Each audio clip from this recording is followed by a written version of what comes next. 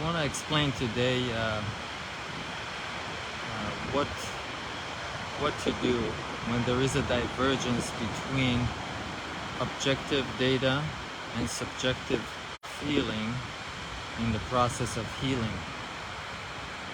And what I mean is, sometimes when I feel bad, sick, and I go to do testing, like blood test or other type of tests, you could see that,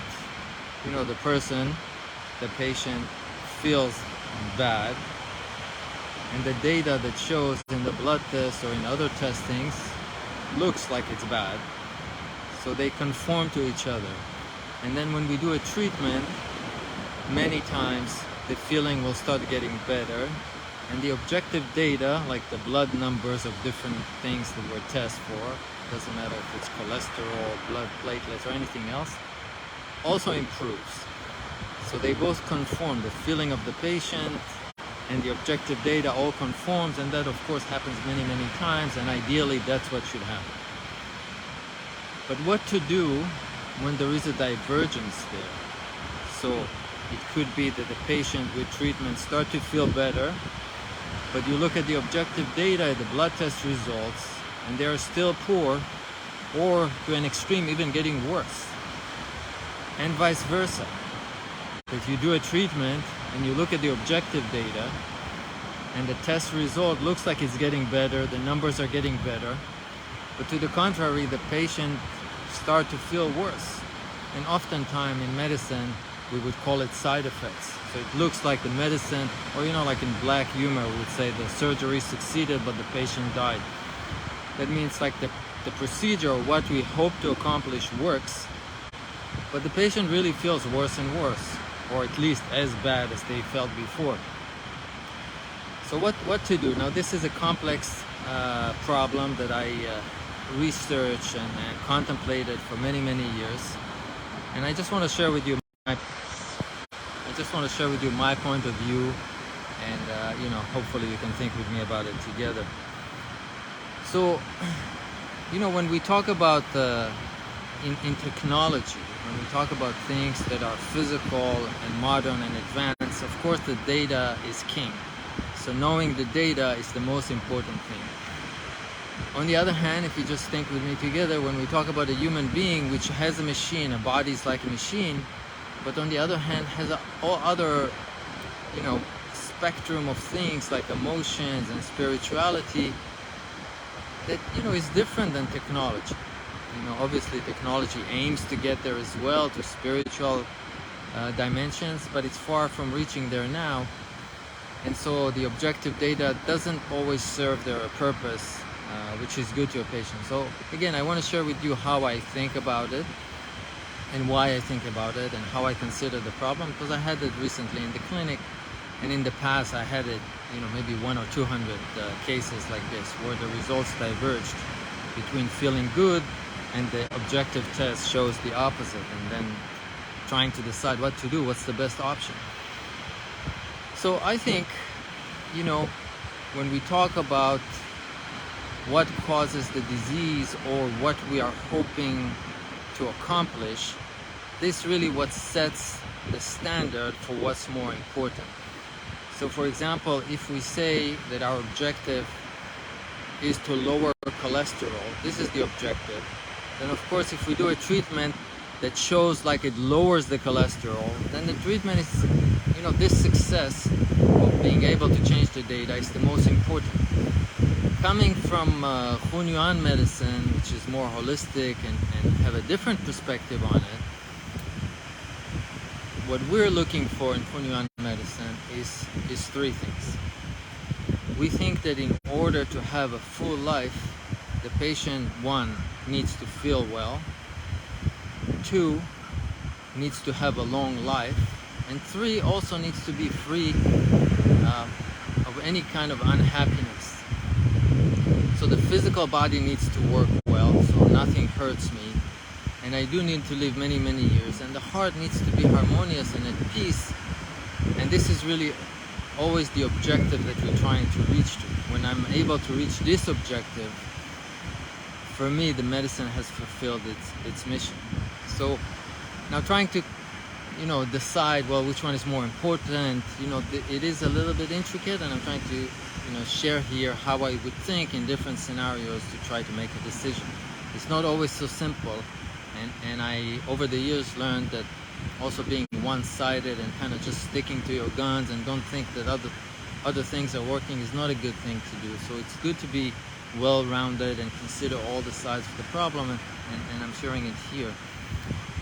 So I think, from my experience, when a person feels really, really good, the body feels good and their heart feels really happy, it's very, very rare to see a person sick or staying with the disease for a long time. So they could get sick for different reasons, for something that happened momentarily, but if eventually the physical body doesn't show any pain and the heart doesn't show any agony, this, in my experience, shows the most result, the most long-term result. On the other hand, if you ask me what's really the number one cause of disease and death, you could say cancer, heart disease, all kind of things, but I think that the number one cause of problem for people, and that includes small diseases, big diseases, and really, really bad diseases, is that the person is unhappy.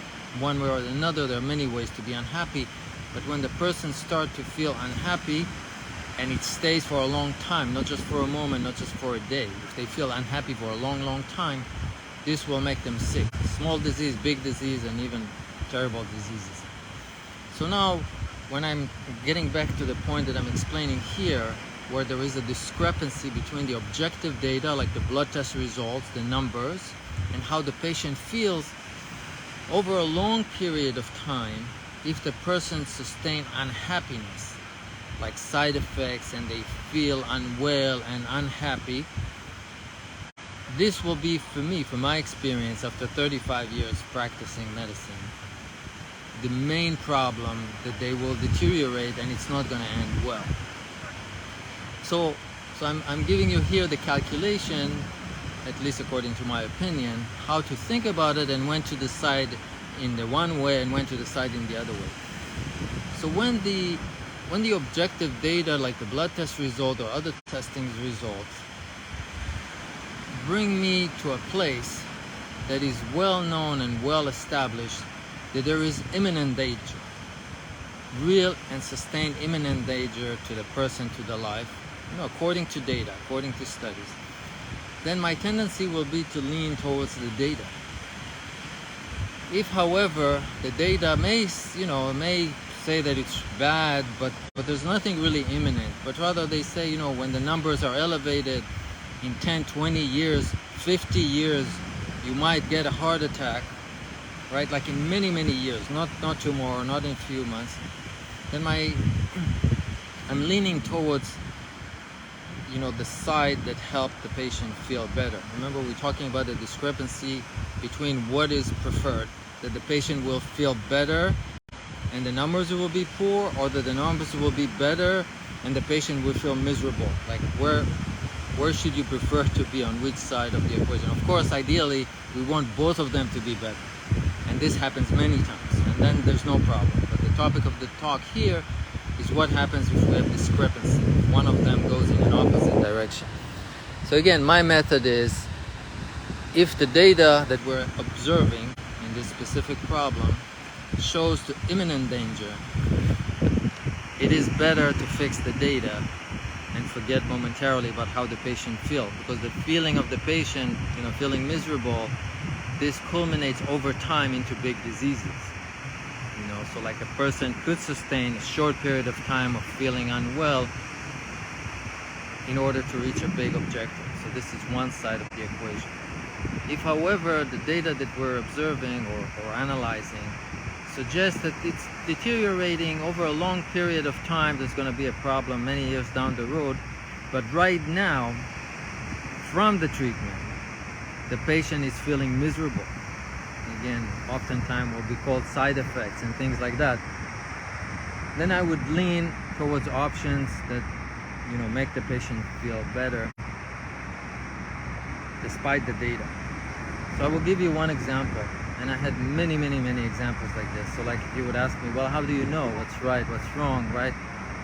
There are ways to know, but I will give you one example. I had one patient who were trying to get pregnant, and that was many years ago, maybe 10 years ago or more. And the doctor said that she cannot get pregnant because she has had elevated killer cells. You know, which is a type of things they claim that is attacking the embryos, trying to implant so you can't get pregnant, regardless of the details of it. So we had a treatment, like Hunyuan type treatment, and the patient started feeling much better. And that treatment went on for a few months, and pains that the patient used to have, she didn't have anymore. Problem with sleep that she used to have, then resolved. And many other symptoms that she used to have that we will say the patient feels unwell, it seems like the patient is getting better and better. But then at one point, a few months later, the patient went to the doctor again to test the killer cell, the natural killer cell, and it looked like the number of the natural killer cell increased by a lot. So from objective data point of view, that means that the situation has deteriorated a lot. From subjective feeling point of view, it looked like the patient actually became much healthier because all the symptoms went away from A to Z. Physical symptom, emotional, spiritual symptoms, she was feeling more happy, etc. Again, when we got to this fork in the road to say, well, who wins? So normally with many diseases you would not know, except that in this particular case, right in the same month that the patient had that blood test that measured high natural killer cells, she got pregnant, and then she delivered the baby 9 months later. So obviously this kind of a proof is undisputable that she was, despite the numbers getting worse and worse, so theoretically she should not have gotten pregnant or had a baby according to that idea of data, but the facts on the ground told exactly opposite story. So, you know, it's not a simple problem. Sometimes the data is extremely important and definitely should not be overlooked. Sometimes the data is misleading. So for example, and I'm just showing one example, there are many of these, how data could be misleading. It's not always like this, but how it could be misleading. That you would have, for example, a study about a certain disease and decide that in the general population there's 1 in 1,000 case. And then you see that if a certain level, certain hormone levels or other things are elevated, just as an example, 3 out of 1,000 will get sick instead of 1. So you could say that there is a 200% increased risk. Instead of 1, there are 3. So for a layperson who doesn't know statistics, listening to this, it sounds like a huge risk increase. But if you think about it and you understand numbers a little bit more, 1 out of 1,000 or 3 out of 1,000, the risk is still super small. So it is true that it's 200% increase, but it really does not mean much. And if to reduce this risk, I need the patient to feel miserable and have side effects for a year or 2 or 5 years, it's counterproductive, because the feeling bad, the side effects, not only can create diseases in other organs, but again, as I mentioned before, this is the leading cause of problem, from small to big problem. The feeling unhappy, this is one of the leading causes that we have to prevent at all costs. So, I wanted to share this kind of topic that recently I had in my clinic. This is something that comes now and again. Ideally, both the objective data and the subjective feeling should all get better, and this happens many times. But if there is a divergence, I wanted to share this point of view for patients, for practitioners, to think about it. What's really important? Sometimes the data is more important. Sometimes the feeling of being well is by far more important. And again, the method to know the difference is the severity, how acute it is, and how much danger, immediate danger there is to lean towards data or towards subjective feeling. So I hope you can think about this point, and I'll see you next time.